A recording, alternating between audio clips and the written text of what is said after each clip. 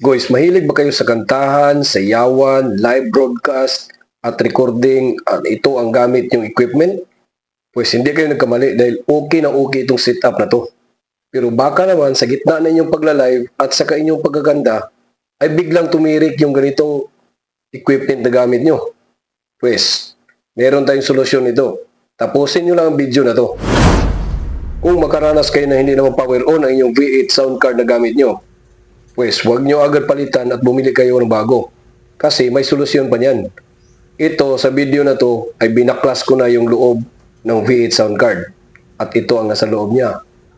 Sa case na to, hindi mag-power on yung V8 sound card ko. Ipapakita ko sa inyo, di ba? Yan ang power on niya. Tapos, itatry natin na i-on. May battery yan, pero ayaw siya mag-on, di ba? Inilulong press ko na yan, ng ilang seconds, ayaw pa rin, oh. Ayaw. So, gamitan natin ng charger, baka gumagana siya kung direct sa charger. At may battery. So, itry ulit natin na i-on. So, wala pa rin power indicator na nag-on siya. Try natin ilong press ulit, baka gumagana siya. So, ayaw pa rin talaga. So, ang gagawin natin dyan,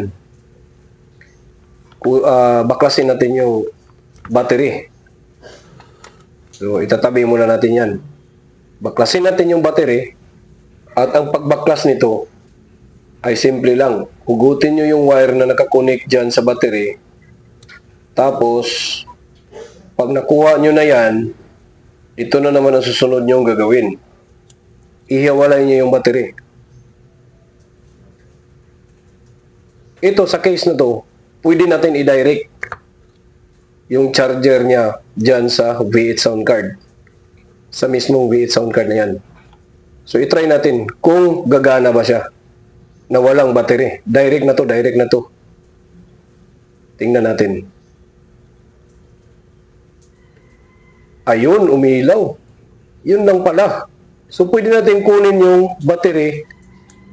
Dahil sa case na to, yung battery ay sira na at ayaw nang gumana. So, kung gagamitin natin ang V8 sound card natin, pwede na diretso. Diretso na natin isaksak ang charger, tapos gagana na yan. So, sa nakakaalam ng paano gamitin ng V8 sound card na to, kung hindi kayo marunong gumamit ito, i-search nyo lang doon sa ibang platform, makikita nyo kung paano gamitin. Sa video na to, pinapakita ko lamang kung paano paggaganahin natin yung sirang power on ng V8 sound card nyo. Ayun, umiilaw na lahat. Diba, nakikita nyo yan? So, malaking tulong to, guys. Kung kaya nyo mag-DIY ng ganito, malaking tulong talaga. Kunin na lang yung battery, baklasin nyo, tapos huwag nyo na ibalik. Direct na lang. Sana makatulong sa mga bagong nag-DIY dyan. So, kung sa tingin nyo na nakatulong ang video na to, follow and share para marami tayong matulungan. God bless us all.